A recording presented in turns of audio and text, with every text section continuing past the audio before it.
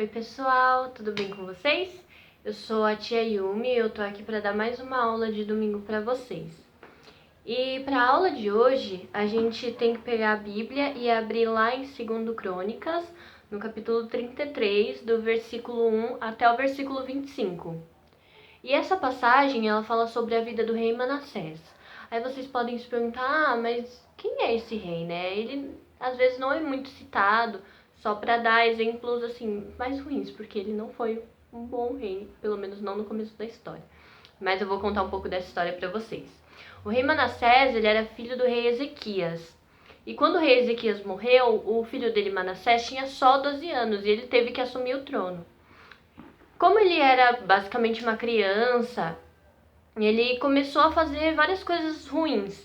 Ele começou a se envolver com magia, com adivinhações, com coisas que não agradavam a Deus, começou a pecar muito e até chegar a um ponto assim que ele construía altares para outros deuses dentro do templo que era destinado ao Senhor. E então Deus, vendo aquilo, não se agradando, né? Manassés era rei do povo de Israel, e Deus não se agradando com aquilo, porque além de Manassés tá deturpando a si mesmo, ele estava deturpando também, né, levando o povo para o caminho errado.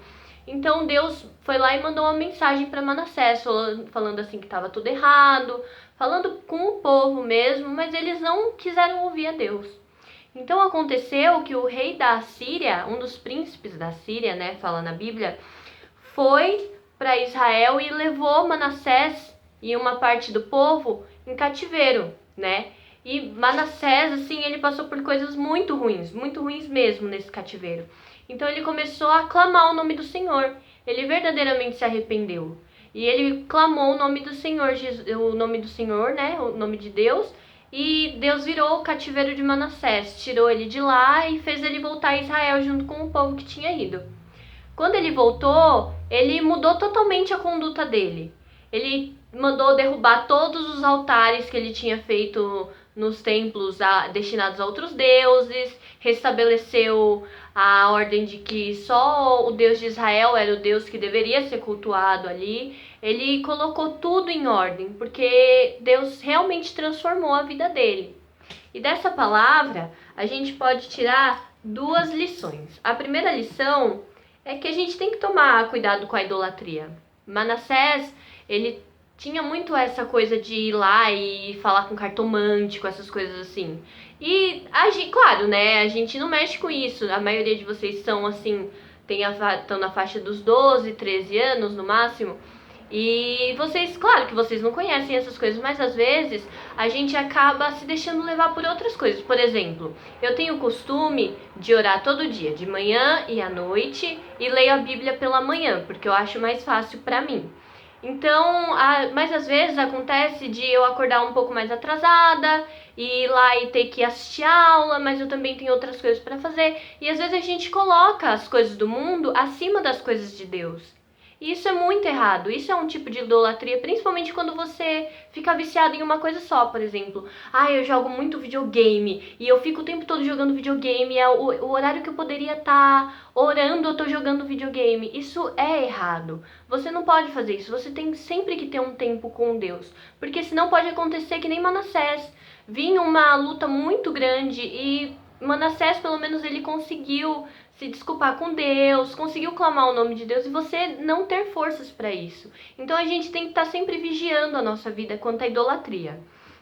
A segunda coisa que nós precisamos prestar atenção é que Deus ouviu e salvou Manassés. Aí vocês podem falar, nossa, mas como assim? Por que Deus fez isso? Porque Manassés, ele era um homem assim tão horrível, ele jogou os filhos dele no fogo até como oferta para outros deuses, né? E isso é uma coisa muito ruim. Vocês podem estar se perguntando, nossa, mas por que Deus fez isso? Ouviu o clamor? Porque o clamor de Manassés foi um clamor com temor e com arrependimento verdadeiro. Todas as vezes que nós pecamos, não existe essa de pecado grande ou pecado pequeno. Pecado é pecado. quando a gente peca, a gente tem que chegar ao Senhor Jesus, a gente tem que se achegar a Deus e falar, olha Deus, eu fiz isso, eu fiz aquilo, e eu estava errado, eu pequei, me perdoa, Senhor. A gente tem que ter esse arrependimento. Foi por isso que Manassés, é tanto que depois que ele voltou para Israel, ele mudou totalmente tudo. Tudo, ele transformou tudo, mas não foi ele. Foi porque Deus mostrou para ele que Deus era um rei, um Deus de verdade, que não tinha outros, que aqueles outros que ele servia não queriam virar o cativeiro dele, né? Na verdade, foram a causa dele ter caído em tudo aquilo. Então, quando a gente se vê assim, em situações em que a gente pense, eu acho que isso daqui que eu tô fazendo tá errado, ou então que a gente sinta que tem um erro dentro da gente, seja um sentimento, alguma coisa assim, a gente tem que se arrepender, chegar para Deus e falar tudo, porque Deus, ele nunca vai lançar a gente fora. Nós somos os filhos dele. Ele entregou o próprio filho dele no nosso lugar, para morrer no nosso lugar, para que a gente não fosse, para que a gente não visse a morte.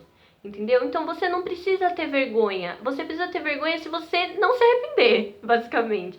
Mas se você se arrepende, não tem problema. Nunca sinta vergonha de chegar para Deus e pedir perdão por algo que você fez, porque Ele sempre vai te acolher. Amém? Bom, vamos orar. Coloca a mão sobre o seu coração e fecha os olhos. Senhor Jesus, muito obrigado por essa palavra, Pai. Oh, Senhor Jesus, que ela tenha falado, Senhor, ao coração de cada um, Deus. Pai, por favor, Senhor Jesus, nos mostre, Pai, aponte para nós tudo que está errado em nossa vida, Pai, no nosso dia a dia, Senhor. Oh, Senhor Jesus, nós precisamos de Ti, Senhor, de todo o nosso coração. Oh, meu Pai, se há algum erro dentro de cada um de nós, Senhor, arranca, Pai, eu te peço. E por favor, Senhor Jesus, por favor, perdoa-nos, Deus, pelos nossos pecados, por tudo que nós cometemos, consciente e inconscientemente, Pai. Oh, Senhor, nós somos teus filhos, te amamos e te agradecemos por tudo, em nome do Senhor Jesus, amém e graças a Deus.